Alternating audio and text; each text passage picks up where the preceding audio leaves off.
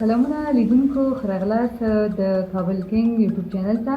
او نن به موږ تاسو ته بحث لرو د کرونا په اړه نو چې څنګه تاسو مخنیوی وکړئ او د څه نه مخنیوی وکړئ. ډېر زیات مننه کوم سلسله جانې لکه څنګه چې سلسلې ویلې تاسو ته ښه راغلاست وایم کابل کینګ یوټیوب چینل تاسو هم سبسکرایب کړئ او خپلې نوې ویډیوګانې وګورئ. نو سلسلې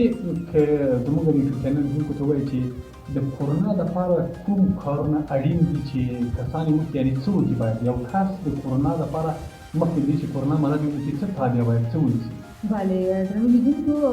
څنګه چې اتل جان یادونه وکوله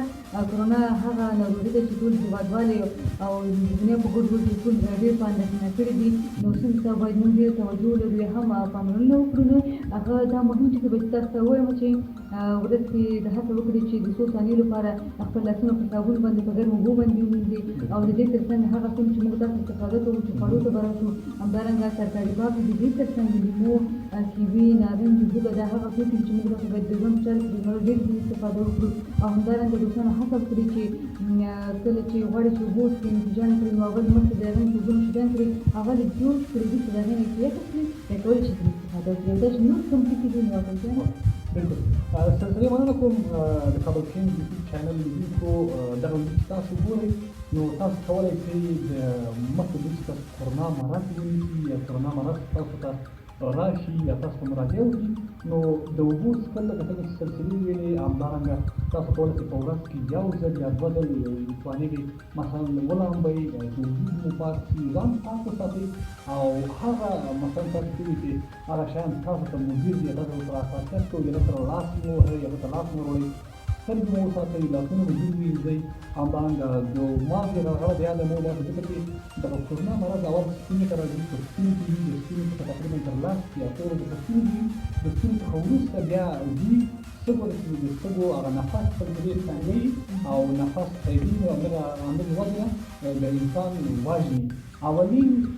ټکي چې مثلا انسان ته په کرونا اخته کېږي هغه دا دی چې نری شانې تبه لري یا زکام پرې راځي ټوخی راځي وروسته د دې بیا مثلا مرض هغه کېږي لکه د سږو نفس تنګي دغه شیان راځي لکه څنګه چې سلسلې وویلې تاسو کولی شئ ښه وموږه وچټوئ مالګه پرې واچوئ ویې خورئ همدارنګه لیمو څخه لکه څنګه چې ویل د لیمو اوبه وباسئ مالګې سره مکس کړئ نارنج او همدارنګه نور لکه مثلا ویټامین سي همدارنګه کلسیم د دې شیانو څخه ډېر استفاده وکړئ او نور هغه څه چې کله تاسو لاس د چیز سره لګوئ چې هغه باندې بل داسې اثرات وبلوي چې هغه کرونا مرض ولري لاسونه مو ډېر وینځئ او تاسو کولی شئ هغه ځینې عفوني کوم مواد دي هغه سپرې دي هغه د هغه څخه واخلئ او هغه تاسو څنګه کړئ هغه باندې لاس پاکوئ هغه باندې لاسونه صفا کړئ تاسو هغه مرض ونه نیسي. همداسې ده نو قدرمنو لیدونکو تاسو هم په کور پاتې شئ تر څو چې ژوندي پاتې شي او هڅه وکړئ چې د کور نه ډېر بهر لاړ نه شي ځکه چې هغه ځای کې ډېره ګڼه ګوڼه وي یا د کسانو شمېر ډېر وي هڅه وکړئ په هغه حالت کې تاسو د ماسک نه استفاده وکوئ د دې تر څنګ د دستکش څخه استفاده وکړئ تر څو چې تاسو صحت کامله وکړو خدای ناخواسته په دې ناروغۍ اخته نه شي. نو که تاسو غواړئ چې دغه ویډیو